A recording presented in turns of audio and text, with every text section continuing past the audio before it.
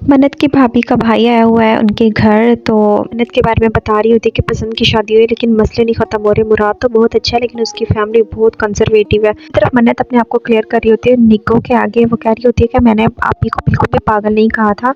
तो यहाँ पे तो उनको सिर्फ एक साइकियाट्रिस्ट की ज़रूरत है और ये बोलती है कि मुझे लगता है मेरी भी शादी ना हुई ना तो मेरे साथ भी यही मसला होगा, क्योंकि किसी को मेरी राय की कोई इम्पोर्टेंट ही नहीं है। उसे समझाती है कि तुम कोई काम करो, तुम घर पे ऐसे नहीं बैठे हो। उसके भतीजे की बर्थडे होती है तो वो तैयार श्यार होके उनके घर आती हैं बर्थडे सेलिब्रेशन करने के लिए। तो बहुत ही प्यारी लग रही होती है मन्नत। केक कट करते हैं हंसी खुशी। रात को पूछते हैं लेकिन मुराद नहीं आया होता। मुराद अपने ऑफिस के काम से चला जाता है, वो मन्नत को छोड़ के चला जाता है घर पे। और निकी अपनी बड़ी बहन से कहती है कि आप क्या कर रही हैं, आप फ़ोन क्यों नहीं उठा रही फैसल भाई का। तो आगे से ये कि तुम छोटी हो, तुम छोटी रहो, तुम्हें क्या ज़रूरत है मेरे मामले में बोलने के लिए। तो वो कहती है तुम आप अपना घर क्यों ख़राब कर रही हैं, पहले ही बड़ी बहन आई हुई है।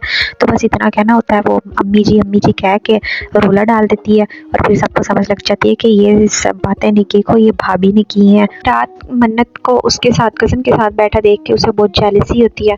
वो जाता है तो वो कहता है चलो घर चले। मन्नत कहती है विश तो कर दो मेरे भतीजे को, तो उसे विश करता है। फिर कहती है कि क्या बात है, तुम इतना अपसेट क्यों हो। तो वो कहता है कि ये तो तुम्हारा कज़न बहुत अमीर लग रहा था, बहुत ही पैसे कमा के लाया होगा, बाहर के मुल्क से आया, आखिर मेरी गाड़ी तो तुम्हें छोटी लग रही होगी। से घर पे आती तो सवाल जवाब फिर से शुरू हो जाते हैं। उसकी माँ फिर से आगे खड़ी होती है सवालों पे सवाल किए। तो क्या मेरे बेटी को सिखा के गई है, ये जो ओट फोट बातें हैं ना, ये क्या मेरे घर नहीं चलने वाली, अपने काम से काम रखा करो। तो मुराद से कहता है तुम ऊपर जाओ। वो ऊपर गुस्से से जाती है। बहन बोलती है हाँ हाँ ये तो उसकी गुलामी करेगी, भाभी के पास जाएगी, इसे उसका भाई जो पसंद आ गया। तो छोटी बहन निक्की उसे डांट देती है, कहती है मेरी भी कोई इज्जत है, मैं भी इस घर की बेटी हूँ जैसे तुम लोग हो। दूसरे दिन जब मुराद तैयार श्यार होकर जा रहा होता है ऑफिस, तो मन्नत उसे रोकती है, कहती है मुझे भी ऑफिस से कॉल आई है, मैंने भी ऑफिस जाना है।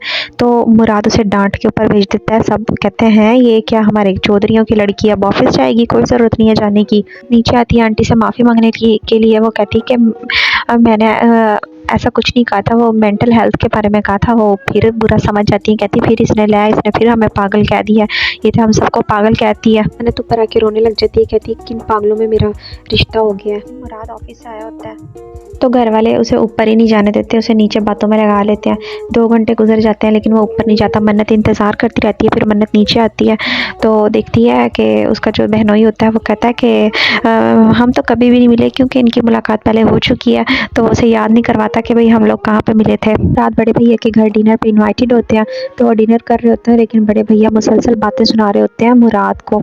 बड़े भैया कहते हैं कि जल्दी में किए जाने वाले फ़ैसले अक्सर ऐसे ही काम करते हैं जैसे कि आजकल हो रहा है। इससे बेहतर यही है कि जान छुड़ा ली जाए जल्दी के फ़ैसलों से, कम से कम मुसीबत तो सर पे ना टकी रहे। मन्नत अपने लिए ऑमलेट बनाती है और तो बहनोई किचन में जाके उसे चाय का कहता है कि मज़ेदार सी चाय बना दें। चाय बना के उनकी टेबल पर रख के चली जाती है। तो ये बात भी इन्हें अच्छी नहीं लगती कि हमें कप क्यों नहीं पकड़ा के गई, ये ऐसे क्यों फेंक के चली गई चाय, क्योंकि कोई भी उससे कोई खुश नहीं हो सकता मन्नत के किसी काम से। मुराद मन्नत को मनाने के लिए फूल लेकर आता है, उसे फूल देता है, उसे कहता है यार मेरी मजबूरियों को समझा करो, प्लीज़ मुझे माफ़ कर दो, मेरे से नाराज़ नहीं हुआ करो तुम।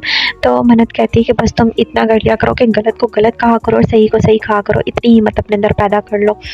तो वो उस बात पे भी चुप करा देता है, कहता है यार मैं नहीं कर सकता। बस उसे हनीमून के बारे में कहती है तो मुराद उस पे भी सख्त रिएक्ट करता है, कहता है मैं भीख में लिया हुआ हनीमून कबूल नहीं कर सकता। तो इस बात पे मन्नत को फिर गुस्सा आ जाता है, कहती है मेरे भैया की दी हुई चीज़ें तुम्हें भीख लगती हैं। तो वो नीचे आता है तो मुराद उसके कदमों के नीचे फेंक के मारती है वो गुलदस्ता फूलों का। तो बहन आगे से बोलता है अच्छा तो ये थे वो फूल जो जूते बना के लेकर आया था। दूसरी तरफ बड़ी बहन रो रही होती है, कह रही होती है कि मैं पागल हूँ, अच्छा है कि मैं एक कोने में पड़ी रहूँ, मुझे बांध के स्टोर में फेंक दो। तो उसकी छोटी बहन निग्गी वो कहती है नहीं आप ऐसा क्यों कह रही हैं, अगर आप नहीं कमरे से बाहर निकलेंगी तो मैं भी आपके साथ ही रहूँगी।